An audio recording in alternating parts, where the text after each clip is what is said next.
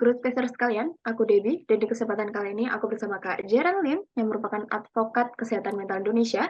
Dan di sesi kali ini kita akan terbagi menjadi dua ya, yaitu di part pertama kita akan membahas tentang hidup secara fungsional dengan ADHD, dan di part kedua kita akan membahas mitos dan fakta tentang ADHD. Nah, halo Kak Jeren Lim, gimana Kak Halo, kabarnya? baik, baik kabarnya. Gimana kabarnya Kak Devi?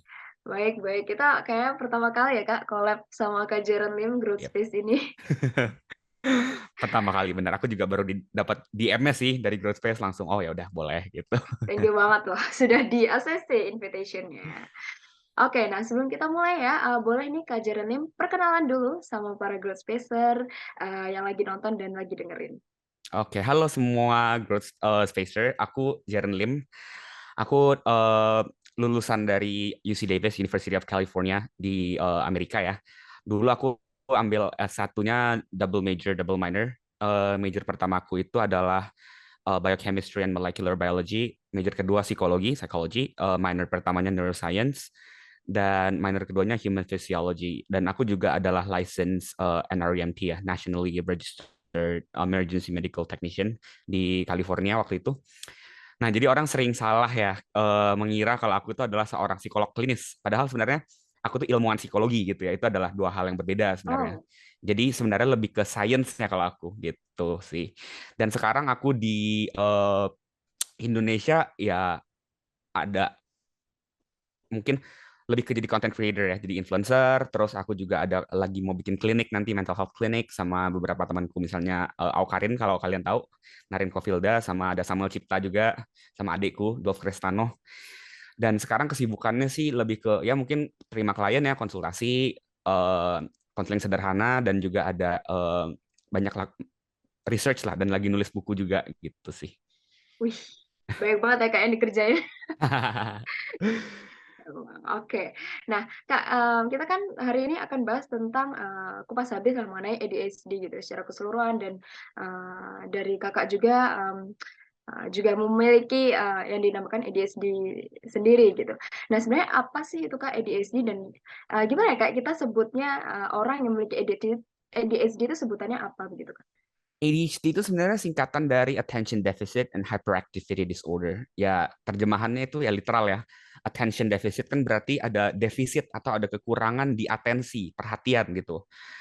Biasanya dia tuh dan garis miring atau Hyperactivity Disorder. Jadi hyperactive itu ya berarti orangnya cenderung hiperaktif. Mereka lebih aktif daripada eh, orang-orang yang sebayanya gitu ya. Dan Hmm. sebenarnya nggak ada istilah khusus untuk menyebut orang yang memiliki ADHD, tapi kelompok orang yang memiliki ADHD itu namanya neurodivergent gitu ya.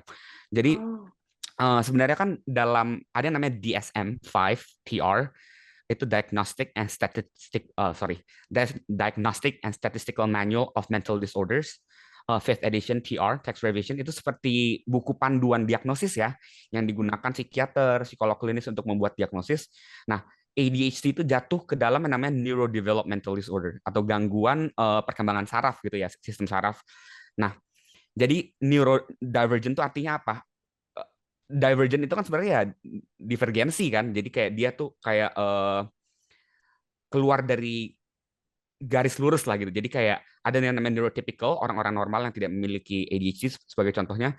Ada juga neurodivergent, itu kelompok orang yang memiliki misalnya autism, ADHD, dan kawan-kawan. Jadi orang yang memiliki problem di sistem perkembangan sarafnya gitu sih.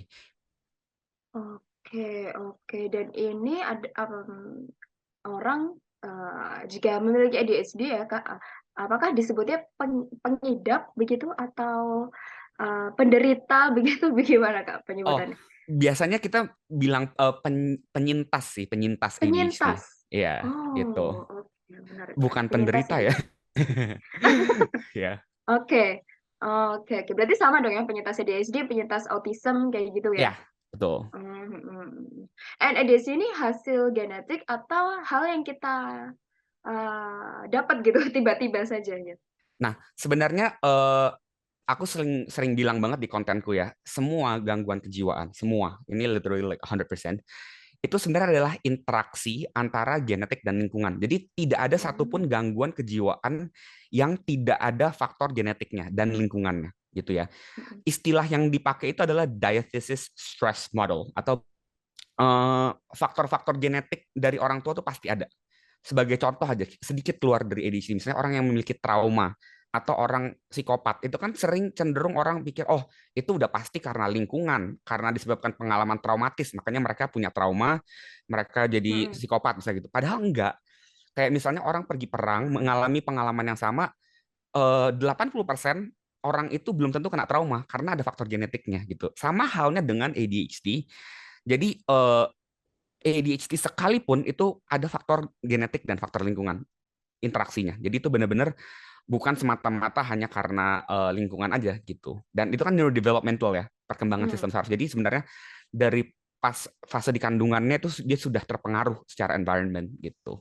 Oke, oke. Jadi dari turunan dan juga dari lingkungan ya, Kak. Betul. Tapi apakah bisa memungkinkan gitu kalau misalnya dia kena accident gitu kayak for example kecelakaan gitu. And there's makanya dari kecelakaan itu ada mungkin mengenai otak gitu, mengenai kepala yang ngebuat dia juga jadi different gitu, Kak. Kalau jadi different, yes. Tapi kalau jadi ADHD tidak. Gini, different itu dalam Tidak ya? arti dia mungkin mengalami gangguan tertentu. Jadi mentalnya Hmm. berubah gitu ya. Bisa dia jadi mengalami disfungsi atau mengalami distress gitu ya. Nah, Hmm. itu bisa disebabkan sama namanya TBI, traumatic brain injury itu. Tapi dalam membuat diagnosis ADHD, salah satu kriteria diagnosis dalam DSM-5-TR yang aku sebutkan tadi adalah Hmm. kita harus exclude atau kita harus rule out gitu ya. Itu tidak boleh disebabkan karena traumatic brain injury. Kita nggak bisa disebabkan karena misalnya Oh. jatuh terus kena kepalanya dia jadi nggak bisa attention gitu atau dia jadi hiperaktif atau misalnya dia jadi impulsif. Em, itu kan ada tuh dalam sejarah, saya lupa namanya siapa. Waktu itu dia lagi jalan-jalan terus dia kepalanya ketusuk orbitofrontal cortex kalau nggak salah, tapi dia hidup, dia nggak meninggal gitu ya. Oke. Akhirnya orangnya itu dari bisnismen yang besar, dia jadi impulsif banget gitu ya. Nah tapi itu nggak bisa didiagnosis sebagai ADHD gitu. Oke. It must be from genetika ya, Kak. Must be from birth gitu. Ya, tapi ada Hmm. miskonsepsi juga bahwa ADHD itu hanya terjadi pada anak-anak dan remaja, sedangkan Hmm. itu nggak 100% tepat. Jadi orang dewasa pun ada yang namanya adult ADHD, Hmm.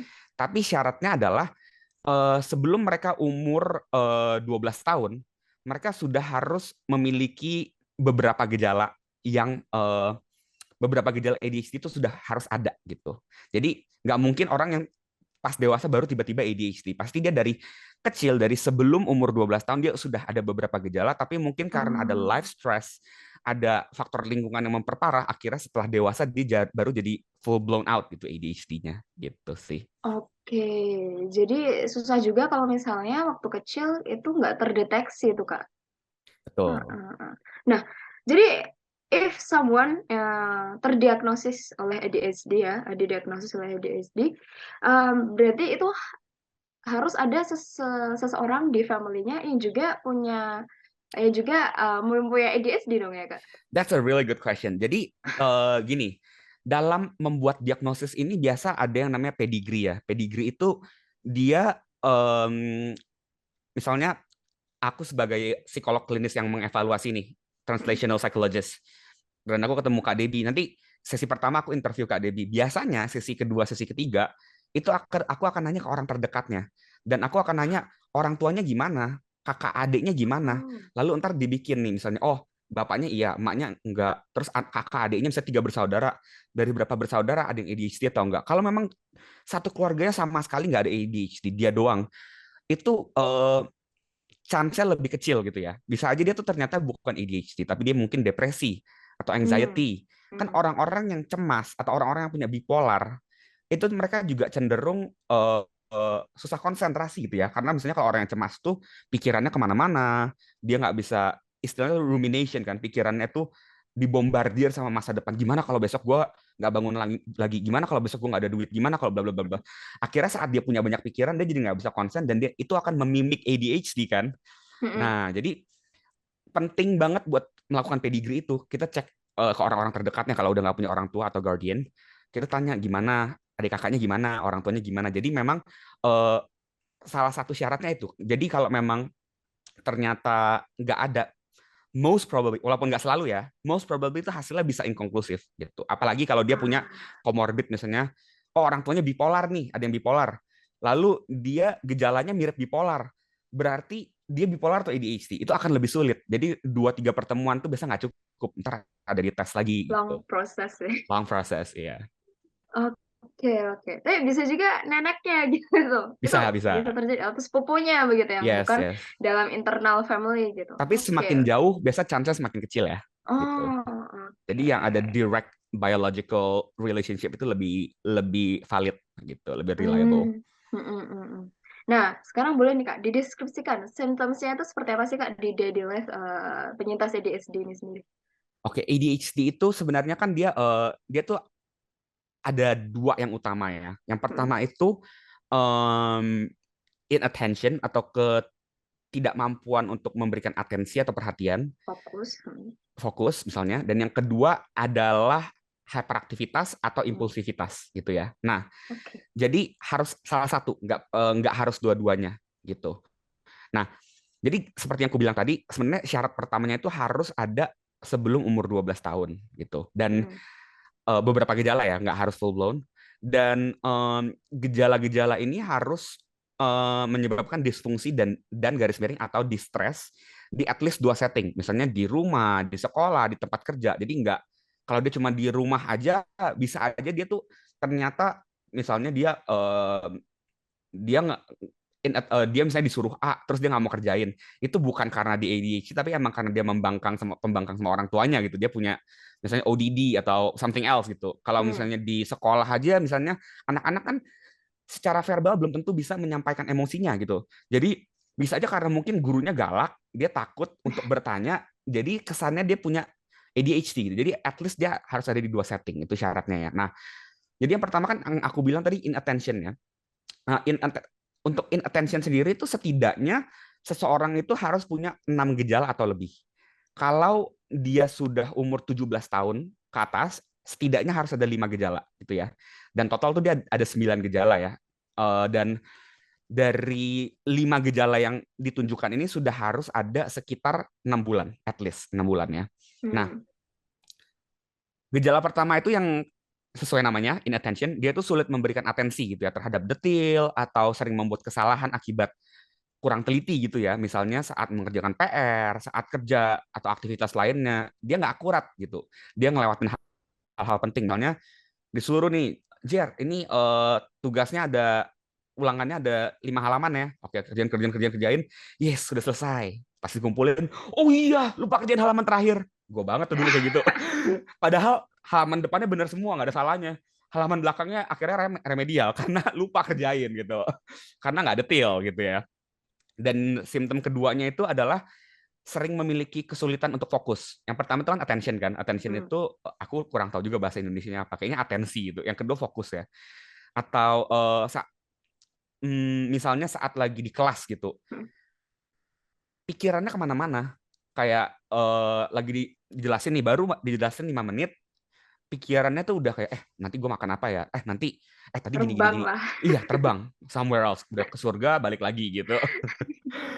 Nah, yang ketiga itu adalah saat ngobrol seringkali kayak nggak didengerin. Kayak orang ngobrol tuh kayak, lu kok nggak dengerin gue sih? Padahal kita dengerin, cuma emang distracted aja gitu. Heeh.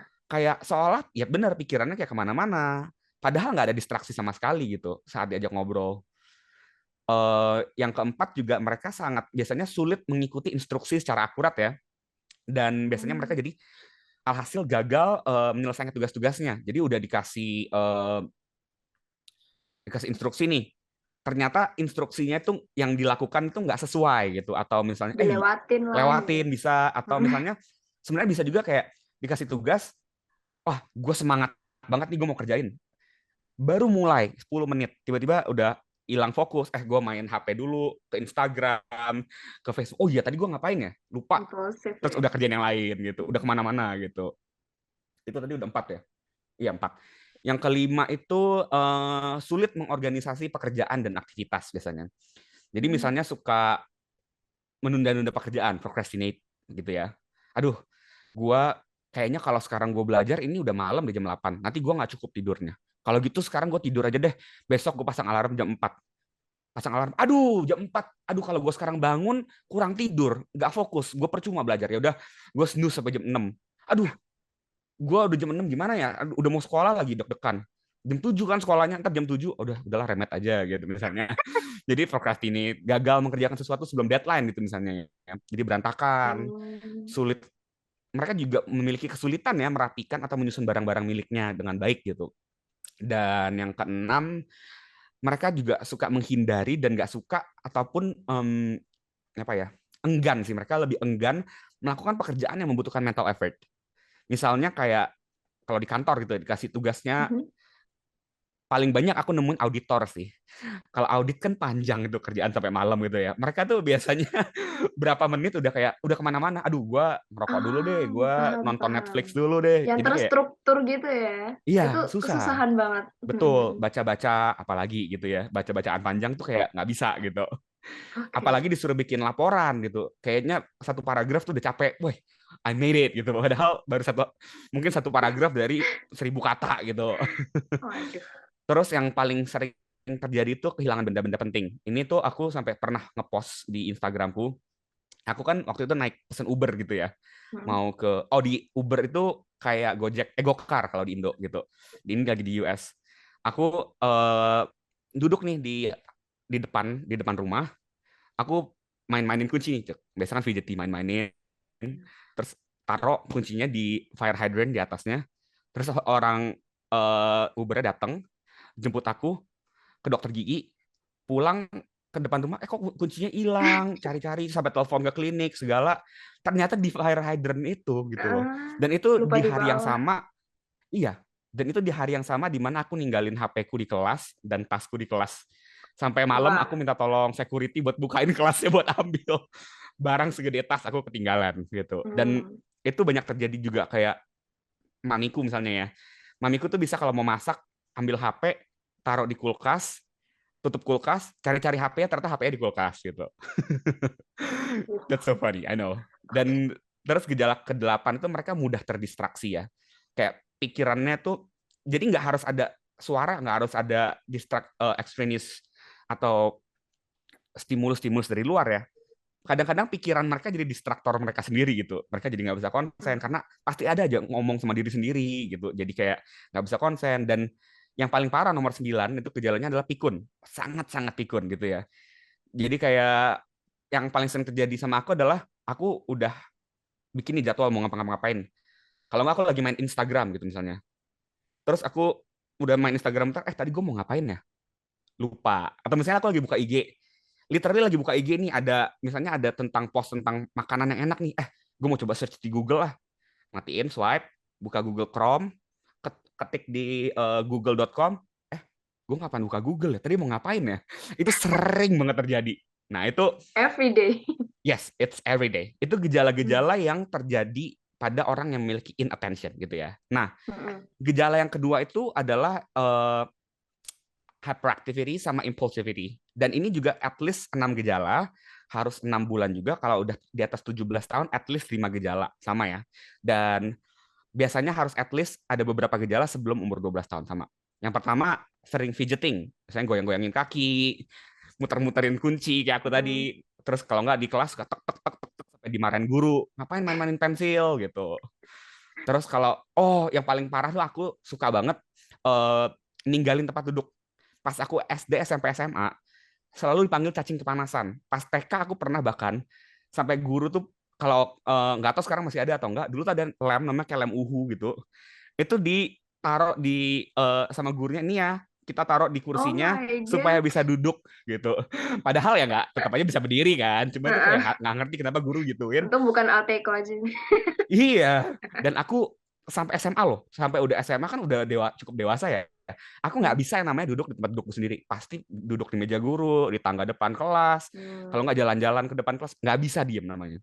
Terus Oke. sering lari-lari, manjat-manjat pagar atau hal-hal yang nggak bisa, yang nggak sepatutnya dipanjat lah gitu. Atau kalau orang dewasa biasanya mereka kadang-kadang kan mereka lebih kayak tanda kutip tahu diri kan, masa gue udah tua manjat-manjat Mm-mm. pagar gitu ya, jadi lebih cenderung restless gitu ya, jadi saat nggak bisa duduk diam, kalau duduk gini-gini kiri kanan, atau kalau misalnya mereka ibadah lagi di masjid di gereja, mereka itu pasti kalau kalian perhatiin nengok kanan nengok kiri lihat depan belakang, nggak bisa fokus gitu sama ceramah sama Mm-mm. khotbah gitu.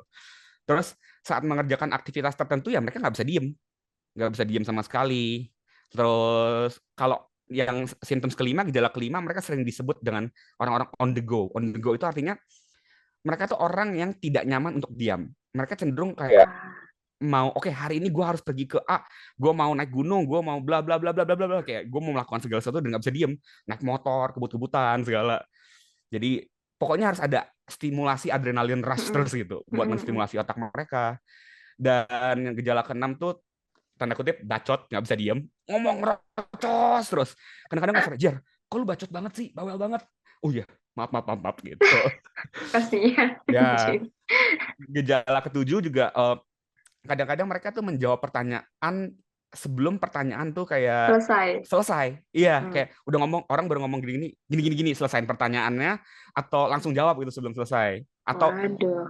sulit nunggu giliran saat percakapan. Jadi aku bener-bener baru bisa tuh saat aku udah ambil psikologi, kan mau nggak mau kalau dengerin klien segala kan harus dengerin sampai selesai kan. Wah, Ya, PR juga ya. PR. Terus kalau anak-anak yang mungkin lebih kecil, gejala ke-8 tuh mereka sulit untuk menunggu giliran, lagi Hmm. ngantri, lagi baris. Itu pasti kayak restless banget. Aduh, kapan sih? Aduh, lama banget, mau cepet-cepet. Mm-mm. Dan seringkali tuh mereka yang terakhir ya, suka menginterupsi atau memotong pembicaraan orang. Jadi kadang-kadang nggak hanya dalam pembicaraan, bahkan kayak mereka suka menggunakan barang orang tanpa izin, atau kalau orang lagi ngerjain sesuatu dia langsung take over, ini sini gue aja kerjain, langsung diambil gitu tanpa minta mau dibantuin atau enggak gitu, tanpa, jadi kayak langsung ya interupsi aja gitu. Gerusak-gerusuk. Iya gitu. Nah, tadi kan aku udah deskripsiin kan ada Mm-mm. inattention sama hyperactivity or impulsivity, Yes. tapi ADHD sendiri tuh ada 3 jenis sebenarnya. Ada yang namanya predominantly inattentive presentation. Itu Hmm. berarti yang hanya gejala pertama aja memenuhi. Jadi hanya punya gejala inattention. Jadi dia belum tentu hiperaktif gitu. Kalau misalnya lihat di um, kodenya bisa F90.0 gitu ya. Nah, kalau F90.1 kodenya itu biasanya predominantly hyperactivity garis miring impulsivity presentation. Jadi orang-orangnya tuh hanya impulsif aja atau hiperaktif, tapi mereka attention-nya cukup baik, mereka nggak inattention. Nah, yang ketiga, F90.2 itu combined presentation. Jadi mereka memenuhi dua-duanya, hiperaktivitas sama impulsivitas gitu ya. Sorry, sama inattention gitu. Nah, kalau aku Hmm. sendiri itu sebenarnya pas kecil dua-duanya, tapi sebenarnya spektrum hiperaktivitas dan impulsivitasnya udah membaik, udah nggak nyampe 5 gejala. Sekarang yang masih, maksudnya yang masih tetap ada itu yang inattention. Kira-kira gitu sih gambaran gede gejala dari ini, dari Oke. DSM-5 ya, dari DSM-5 Mm-mm. CR gitu. Oke, menarik banget ya. Kayak sebenarnya gejalanya tuh very very relatable juga sih sama orang-orang normal, like really really general, kayak susah fokus, impulsif, kayak gitu. Nah, yang menarik, yang pengen ku tanya adalah Kak, jadi sebenarnya jika dari anak kecil itu kan sangat-sangat mudah untuk dikenal ya, kayak nggak bisa diam di kelas, ataupun dari terlambat ngerjain PR gitu. Tapi jika nih misal dia itu dari childhood-nya itu oke-oke aja, maksudnya bisa aja nggak menimbulkan banyak masalah lah. Tapi di adult-nya dia ini apa namanya, baru apa ya, baru mulai terganggu lah masalah kerjaan karena ADHD tersebut. Nah, kalau Kak Jeren sendiri sebagai penyintas ADHD, apa sih Kak gejala-gejala yang beda dari yang waktu Kakak kecil sama yang waktu sekarang adult gitu? Karena kan sistem pola hidupnya berbeda juga ya. Iya. Jadi sebenarnya seperti yang aku bilang kan, sebenarnya ADHD-nya dari kecil tuh udah ada. Cuma Mm-mm. emang mengganggunya tuh karena gini, kalau di sekolah ada remedial misalnya gitu, atau di sekolah itu, apalagi di Indonesia gitu ya, karena bukannya sombong ya, tapi aku termasuk yang cukup berprestasi lah di sekolah. Gifted ya. Ya, jadi aku tuh nggak perlu belajar sampai kuliah nih, aku nggak perlu belajar. Biasa aku Ih, cuma eh, Tapi aku kalau di kelas tuh bener-bener ketik gitu ya. Aku catat semuanya. Nanti ulangan tiba-tiba bisa aja, bisa ngajarin orang juga. Nah, Hmm. kalau di sekolah kan dulu gitu. Jadi kayak udahlah, guru udah percaya, aku belajar sendiri. Terus kalau pertanyaan-pertanyaan esai, ya aku mengarang indah kadang-kadang, ya dapat nilai bagus aja. Dan aku pintar Hmm. ngomong gitu kan. Tapi Hmm. saat kuliah itu kan, apalagi di Amerika ya, itu sangat-sangat strict gitu. Mereka nggak ada lah nepotisme gitu-gitu. Hmm. Nah itu prestasiku tuh turun gitu. Jadi itu titik di mana aku merasa terganggu gitu ya. Tapi sebenarnya saat aku sekolah juga udah ada. Kayak aku selalu kayak gitu. Kayak misalnya pelajaran mat mau ulangan, aku pasti nunda-nunda kerjain PR akhirnya jadi remet gitu. Nah, kenapa titik baliknya tuh pas bedanya apa? Bedanya kalau dari presentasinya gimana? Presentasinya sebenarnya lebih ke eh, gejala yang sama, tapi manifestasinya beda. Sebagai Hmm. contoh, yang tadi aku bilang, kalau misalnya contohnya hiperaktif, kalau pas kecil mungkin nggak bisa baris. Tapi kalau saat udah dewasa, kan nggak mungkin kita lagi ngantri Starbucks, terus aku nyerobot, bisa dicibir gimana sama orang gitu kan. Tapi Oke. saat Lebih ngantri, toleran ya. yes, tapi tetap restlessnya tuh ada di hati. Duh, lama, lama gitu, misalnya ada gitu. Jadi manifestasinya aja sih yang beda. Dan Hmm. saat titik baliknya itu, lah aku akhirnya mendapatkan treatment gitu. Hmm. Oke, oke. Nah, kalau dari Kak Jaranem kan bilang you're a gifted student ya, yang biasanya ranking, ngerjain selalu dapat nilai bagus. Nah, terus tapi apa sih yang ngebuat kakak itu merasa beda gitu dari student lain gitu? Apakah memang kakak sudah mengetahui ada anggota keluarga yang juga punya ADHD gitu, jadinya kayak merasa oh, there's something wrong with me? Atau gimana sih kak proses kakak sampai didiagnosa begitu? Dari kalau boleh tahu diagnosanya adult atau Adult. adult? Oke, Oh, berarti baru-baru ini dong ya? 2018. Ah, Yes, masih yes, yes. baru diagnosa. Heeh. Oke. Eh, sebenarnya gini, pas kecil itu karena udah simptomatik, tapi nggak treated, jadi nggak tahu apa yang terjadi. Oke. Tapi sebenarnya mengganggu. Jadi aku itu karena aku suka biologi, Mm-mm. aku suka Inggris, dan aku cenderung suka banyak pelajaran ya, kebetulan. Akhirnya karena aku dan orang yang ADHD itu biasa saat mengerjakan apa yang mereka suka itu bagus gitu. Hyperfocus. Hyper fokus. Have the Tapi tendency buat hyperfocus ya katanya. exactly, Mm. exactly. Tapi saat aku nggak suka sesuatu gitu, misalnya waktu itu aku nggak suka matematika karena mungkin faktor gurunya juga ya. Oke. Jadi ya nggak bisa kerjain, akhirnya remet terus gitu, remet nggak terus sih beberapa kali gitu. Tapi eh, cenderung ada bedanya sama orang-orang misalnya yang ADHD dan juga punya comorbid dengan learning disability, atau punya ADHD tapi memang nggak suka, ya nggak tertarik aja sama pelajaran gitu. Kalau Mm-mm. aku kebetulan yang aku interest itu pelajaran, jadi hyperfokusnya di pelajaran. Kan banyak orang misalnya yang hyperaktifnya, maksudnya hiperfokusnya di game, hiperaktifnya itu di motor lah, mobil. Jadi mereka akhirnya ya melakukan hal-hal itu Hobinya. siang malam gitu. Mm. Sedangkan aku emang suka biologi, nerd dari kecil. Jadi kebetulan Oke. hiperfokusnya di sana, jadi prestasinya bagus gitu. Oke, oke. Itu sih. Dan waktu kecil merasa kayaknya ya gue belajar oke-oke aja, misalnya gue jadi anak teladan juga gitu. Nah, nah waktu adult nih kak, kenapa kakak memutuskan untuk now this time for me to address this problem gitu? Karena cara belajar aku di sekolah udah nggak bisa dipakai lagi saat di kuliah gitu. Dan Hmm. aku sempat IPK aku kan 4,4,4 gitu kan awalnya. Mm. Terus ada eh tapi itu bener-bener struggling banget, dan itu 2 semester awal, which is masih dua tiga semester awal lah, masih gampang Mm. pelajarannya. Masuk semester 3 atau 4 aku lupa, quarter sih sistemnya. Itu aku pernah IPK-nya turun sampai ke dua atau 2,5 aku lupa. Dan ya aku nggak bisa karena tuh juga pelajarannya aku nggak tertarik gitu kan waktu itu. Mm. Dan aku depressed juga, terus aku nggak bisa take care of hygiene. Aku cuma mengerjakan hal-hal yang aku suka, yang yang kasih aku direct reward gitu. Yang kalau yang nggak rewarding aku nggak bisa kerjain gitu. Aku nunda terus. Dan akhirnya pas waktu itu aku ada di salah satu kelas namanya Cognitive Neuroscience. Dosennya itu pas lagi menjelaskan ADHD, Dan aku langsung kayak, wait a minute, I Wah, think I know, right? enlightenment gitu ya. Terus aku langsung dari sana baru aku langsung ke seek help Oke. gitu, ke translational psychologist. Di sini nggak ada ya, adanya clinical psychologist doang. Kalau di sana ada yang namanya translational psychologist. Mereka tuh biasa spesialis buat bikin diagnosis doang. Mereka nggak tanganin pasien atau klien. Dan ternyata ADHD yang cukup parah gitu. Oke. Oke, nah berarti how long was the process kalau boleh tahu Kak?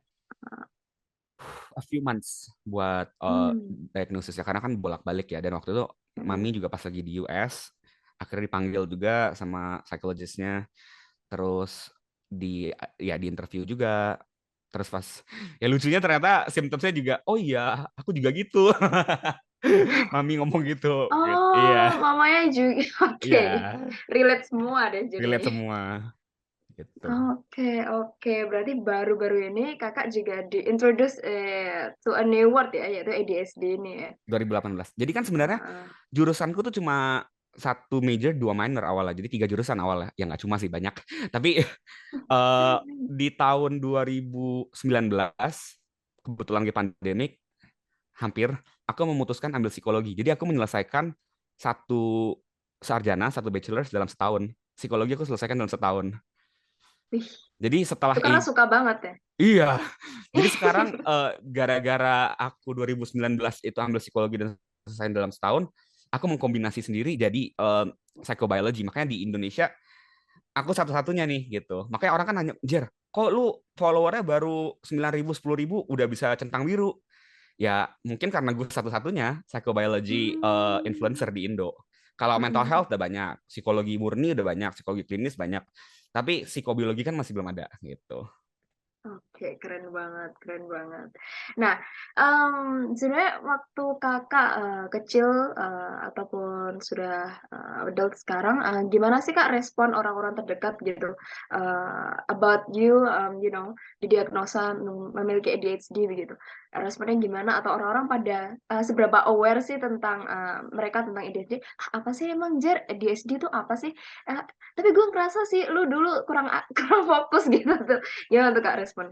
Sebenarnya gini, mereka kalau dari spektrum hiperaktifnya yes, itu dari kecil ya. Hmm, Itu udah banyak yang sadar ya dulu emang? ya, sampai Mhm. sekarang pun aku udah lulus kan aku lulus 2015, berarti udah lulus 8 tahun ya. Coba deh ke SMA aku, SMP ku, SD ku. Pasti guru-guru masih ingat siapa Jaren, anak yang paling hiperaktif.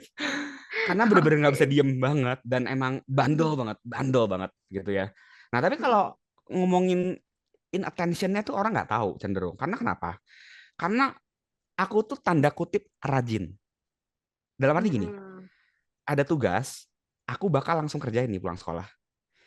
Jam Ih, 3 sore sampai jam 9 malam. Tapi paling gini, duduk 5 menit kerjain, main HP 1 jam 2 jam. Tadi gua ngapain? Oh ya tadi kerjain tugas. Oh iya iya iya. oh Kerjain. prosesnya panjang juga ngerjainnya, Yes. makanya lama ya? Padahal itu harusnya kerjaan setengah jam sampai 1 jam. Hmm. Karena nggak bisa fokus. Tapi orang taunya, Jaron, you work really hard gitu kan. Tapi sebenarnya Oh, ada itu kayak karena menunda aja. yes menunda dan nggak bisa kayak bener-bener nggak bisa fokus, nggak bisa start gitu Mhm loh. mhm. Oke, oke. And is there, apakah ada orang di hidup Kakak yang pernah mention ini sebelum Kakak tahu tentang ADHD gitu? Kayak, "Kayaknya lu ada gangguan ini deh, yang namanya ADHD ini," gitu? Nggak pernah sih. Cuma sebenarnya aku tuh lumayan suka baca. Dan Hmm, ngulik kakak, gitu? kokokku yang kedua itu kan jurusan psikologi kan, tapi di Indonesia dulu di Atmajaya. Mmm, Nah, sebenarnya dari aku SD kelas 6 aku tuh udah suka banget baca-baca buku psikologinya. Jadi emang oke. sebenarnya dari dulu ada ketertarikan psikologi, cuma nggak pernah terpikir akan ambil jurusan psikologi gitu. Jadi sebenarnya istilah ADHD itu udah cukup familiar lah untuk aku. Mmm, Hanya nggak nyadar aja gitu. Dan maksudnya awareness-nya itu hanya sampai di tahap awareness, belum sampai di tahap understanding kayak sekarang gitu. oke. Jadi sepenuhnya nggak ada yang sadar ya walaupun Nope, Kakak ataupun orang-orang terdekat? nope. Oke, menarik menarik. And after you get diagnosed, punya ADHD gitu, apa sih, coping mechanism yang dianjurkan gitu, maybe by your psychologist atau gimana, Kak? sebenarnya ADHD kan lagi-lagi dia terutamanya tuh menyerangnya di saraf ya, kayak Mm-mm. neurodevelopmental disorder. Jadi sebenarnya first line treatment dari ADHD itu adalah, terutama kalau masih anak-anak, itu adalah psychopharmacological intervention atau dengan farmakoterapi gitu ya, yaitu dengan obat-obatan.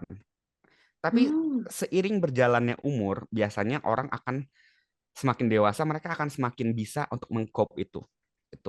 Nah, harusnya. yes, tapi nggak selalu gitu ya. Nah, Mm-mm. kalau dulu aku rutin gitu ya makan obat, tapi sekarang karena sudah tuntutannya lebih rendah, dalam arti nggak ada kelas yang mungkin dari pagi sampai sore, kelas tiap hari, ada ulangan, ada exam segala.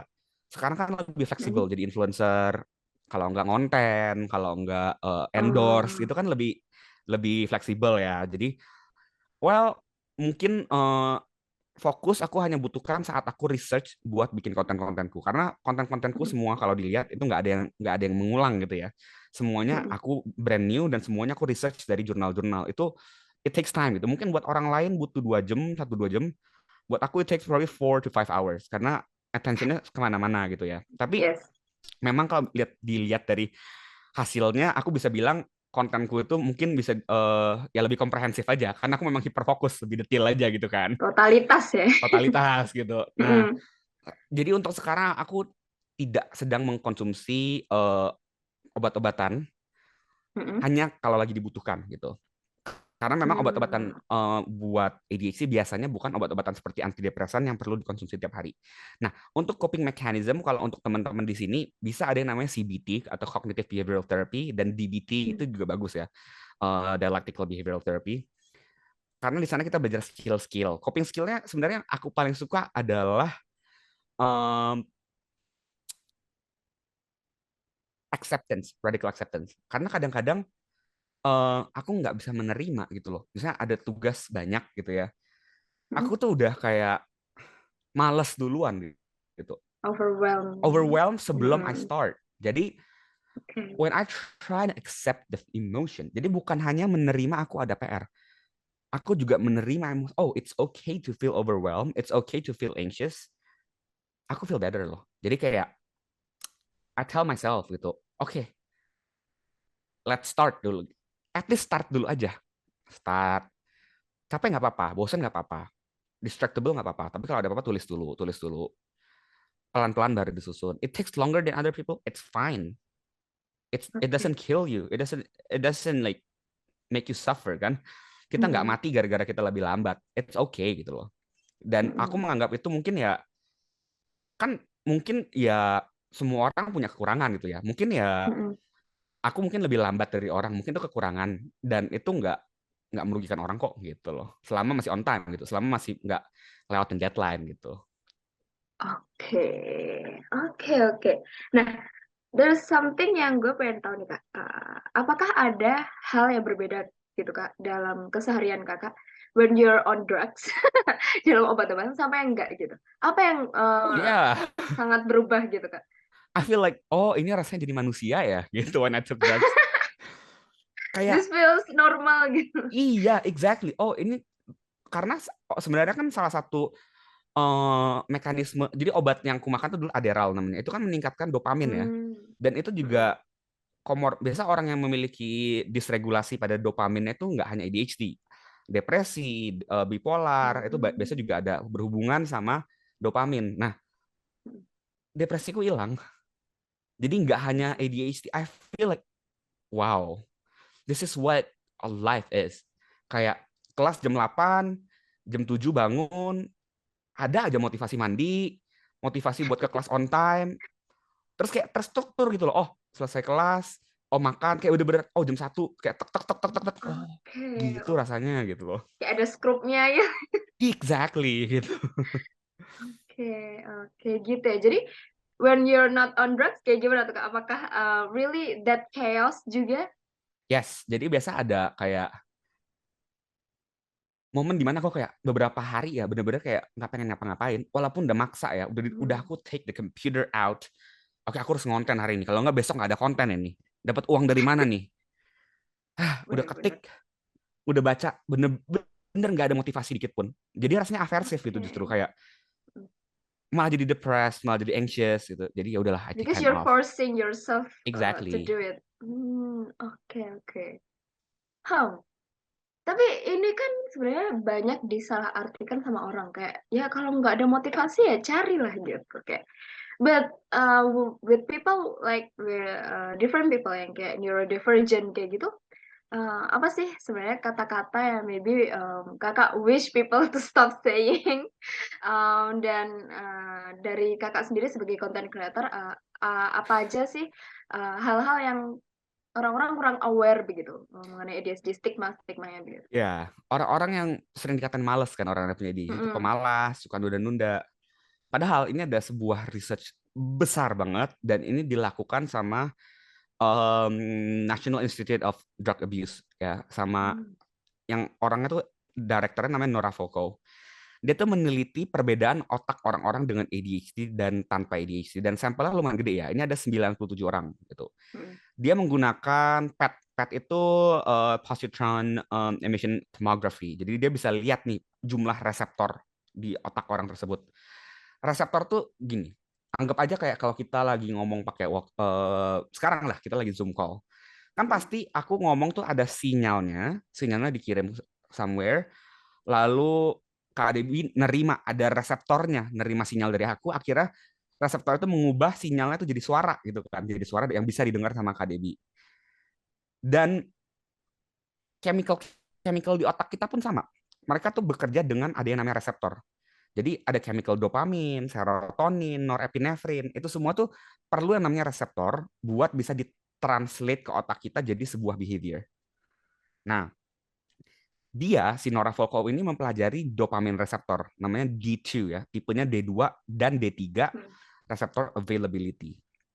53 orang itu yang punya ADHD, 44 orang itu yang tanpa ADHD dibandingin nih.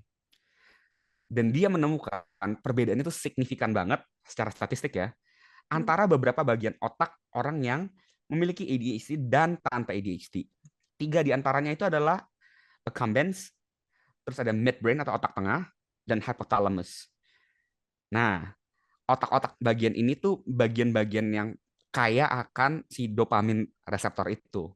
Which mmm, is sebenarnya eh, bagian otak ini sangat berhubungan dengan motivasi seseorang karena di sana terdapat dopamin pathway, dopaminergic pathway itu gitu ya. Dan ini pun ada risetnya juga gitu. Apa buktinya kalau misalnya itu berhubungan sama motivasi? Jadi ini pakai tikus waktu itu. Kan tikus nggak bisa ngomong ya, berarti nggak bisa bohong. mhm, Jadi mereka kayak anak-anak, tikus itu suka yang namanya air gula, sukrosa. Seneng banget dikasih air gula. Jadi makanya kalau anak-anak kan kita sering kasih permen atau gula sebagai reward gitu kan. mhm, Nah, um, research ini dilakukan sama UMIC. UMIC itu University of Michigan and Harvard gitu ya. Menggunakan lever pressing method gitu. Jadi kalau si tikus ini dilatih nih, kalau dia tekan levernya berkali-kali tek tek tek tek tek, ntar air gula keluar, dia bisa minum gitu. Nah, lalu para ilmuwan itu membagi si tikus itu menjadi dua kelompok. Kelompok pertama tuh tikus yang dikasih air garam doang, salin kayak pokari gitu, yang sebenarnya nggak ada isinya. Kelompok kedua, si tikus itu dikasih amfetamin. Amfetamin itu isi dari Adderall. Amfetamin atau sabu gitu ya. mhm, Fungsinya tuh apa sih? Sabu itu disuntikan ke dalam accumbens yang aku bilang tadi untuk meningkatkan dopamin. Jadi cara kerjanya si amfetamin itu ya dengan cara dia meningkatkan dopamin. Makanya kalau orang-orang yang eh, adiksi sama substances gitu ya, sama mhm, sabu, sama kokain gitu-gitu, mereka cenderung bakal nyari terus kan, punya motivasi untuk nyari substance itu kan. mhm, Karena obat-obatan itu tuh meningkatkan dopamin gitu. Nah, tikus itu dibagi dua kelompok, dikasih dopamin sama nggak dikasih dopamin. Dan kerennya, mhm, as you predicted, tikus-tikus yang disuntikkan dengan uh, amfetamin, tek, tek, tek, dia tekan terus dia levernya untuk keluarin air gula. Dia memiliki motivasi lebih tinggi untuk mendapatkan oke, air gula gitu. Dan ternyata ini kan juga ditemukan di otak orang yang memiliki ADHD. Kalau reseptor itu rendah, jadi dopaminnya juga rendah aktivitasnya di sana gitu loh. Jadi I would say untuk apa ya, mengcounter stigma ini, kalau orang ADHD itu malas, orang ADHD itu suka nunda-nunda, well, there's something wrong with our brain gitu loh. Sama kayak kalau orang, Born differently lah ya udahan. exactly. Kalau misalnya lu pincang, nggak punya kaki, atau kaki lu lumpuh, pakai Mm-mm. tongkat, kan nggak apa-apa dong. Nggak pernah di stigma Mm-mm. tuh, ih Mm. kenapa sih tuh orang pakai tongkat, tongkat kan nggak natural. Tapi kenapa kalau orang ADHD makan obat dikata, ih itu kan nggak natural, itu kan wah lu cheating Cheating, lu. cheating Iya ya. kan? I don't think it's fair gitu loh. Heeh. Oke. Interesting. And again, sebagai content creator that always dealing with people gitu Kak. What do you think penanganan ADHD and awareness serta edukasi ya mengenai ADHD di Indonesia Kak? What's missing, what's improving gitu. Geleng-geleng aja deh. Waduh. Tapi sebenarnya plus minus gini ya. Contoh, di Indonesia itu ADHD itu sangat-sangat underdiagnosed. Mhm. Tapi bipolar itu overdiagnosed. Oh ya? Banyak orang dikira, oh lu bipolar, lu bipolar, lu bipolar. Padahal belum tentu bipolar. Kalau di Oke. Amerika kebalik loh. Orang-orang di Amerika tuh cenderung justru overdiagnosed ADHD, Mhm. tapi underdiagnosed bipolar. Gitu. Oke. Jadi sebenarnya plus minus dan eh, gini. Menurutku di Indo itu sangat-sangat masih perlu improvement. Kenapa aku bilang gitu? Karena yang pertama nih, dari segi intervensi psikiatri dulu. Sebenarnya FDA approve untuk ADHD itu kan dia ada stimulan. Stimulan itu Mhm. ada methylphenidate sama ada beberapa lagi, ada turunan-turunan dari methamfetamin ya. Adderall, terus ada banyak gitu ya Mhm. obat-obatan. Terus yang non stimulan tuh ada misalnya Strattera atau Moxetin. Terus ada yang untuk anak-anaknya tuh ada guanfacin sama Clonidine IR gitu ya, KP. Percaya nggak, di Indo tuh cuma ada satu. Indo cuma ada methylphenidate doang. Dan itu pun availability-nya tuh musiman. Kadang adanya Prohiper, Prohiper itu yang IR, immediate release. Kadang Oke. adanya ER, Concerta. Dan itu nggak selalu ada. Obat-obat lain nggak ada semua. Dulu ada Strattera atau Xenoxy, tapi mungkin karena terlalu mahal dan awareness-nya rendah, diagnosisnya rendah, insurance juga nggak cover, jadi Mhm. perusahaan obat nggak dapat duit. Sekarang udah discontinued, jadi udah nggak ada. Jadi obat-obat ADHD itu sangat jarang, susah banget dicarinya, dan kalau ada pun mahal banget. Bisa orang tuh untuk ADHD penanganan ya, Oke. bayangin orang yang nggak mampu. 1 juta sampai 2 juta loh per bulan. Itu per bulan berapa ya? Itu belum sama maksudnya kalau dia punya komorbid yang lain, misalnya dia Mhm. punya depresi juga, itu kan sangat tinggi ya komorbiditas ADHD sama depression. Mungkin banget orang punya depression, mereka masih harus ada antidepresan. Ngomong lah misalnya antidepresan fluoxetine atau apa, itu 200-300 ribu per bulan bisa. Itu udah lebih lagi. Nah, untuk awareness-nya juga masih rendah. Karena percaya nggak, ini dikatakan sama seorang psikiater gitu ya. Bukan seorang, banyak psikiater. Aku dapat DM, Kak, tapi Kak, kata psikiaterku, ADHD itu hanya terjadi pada anak-anak. Kayak psikiater aja yang profesional masih bisa bilang kayak gitu. Padahal dalam Bahaya juga DSM-5, ya. yes, DSM-5 aja tuh standar yang digunakan seluruh dunia gitu ya. Mhm. Mhm. Itu mengatakan di atas 17 tahun bisa, dan itu atas tapi Mhm. 5 gejala gitu loh. Mhm. Awareness masih rendah. Nah, kalau secara psikologis, well, it's getting better, tapi memang masih banyak yang belum 100% paham gitu ya. Mhm. Karena fasilitasnya juga masih kurang gitu. Masih banyak yang belum tahu gimana baiknya intervensi yang tepat untuk ADHD gitu sih. Karena Oke. memang masih belum komprehensif aja. Kalau di US kan ada klinik ya, mental health clinic Mhm. gitu. Di sini ya mental health clinicnya jatuhnya ya paling kayak misalnya rumah sakit jiwa, atau mungkin ada kayak 3 generasi gitu ya buat outpatient doang, untuk konseling doang. Kalau di US kan ada mental health clinic yang ada psikiaternya, ada outpatient program, inpatient Mhm. program, partial hospitalization program, IOP, semua itu lengkap gitu. Itu belum ada. Jadi nggak bisa komprehensif juga gitu. Jadi pasti perlu banget ditingkatin dan itu plan aku 1 sampai 2 tahun ke depan untuk bikin klinik yang pertama di Indonesia. Keren banget Kak Jaren. And of course, the first step maybe buat orang-orang aware dan makin diseriusin juga ya about this problem, itu Exactly. ya bisa dengan belajar sih dari edukasi-edukasi yang dikasih Kak Jaren juga. Thank you so much.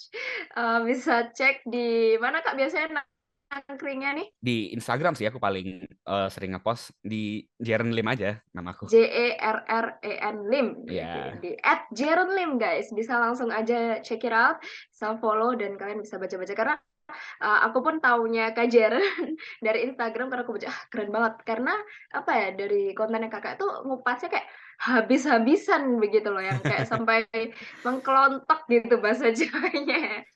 Jadi gue senang banget sih ada yang nggak cuman setengah-setengah yang buat rich doang gitu, tapi mm, memang benar-benar mengedukasi.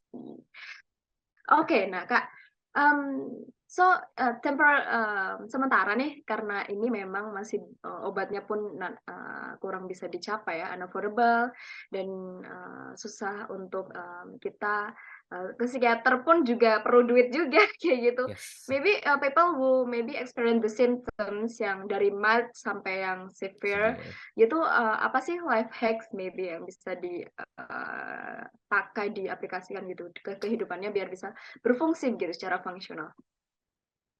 Kalau aku selalu eh, bikin agenda sih itu penting banget. Hmm. Jadi aku tulis di notes. Nggak tahu ya, ini kan setiap orang beda ya. Kalau aku pakai notes yang ada centang-centangnya, I feel rewarded saat aku bisa selesai centangnya itu semua setiap hari. Yes.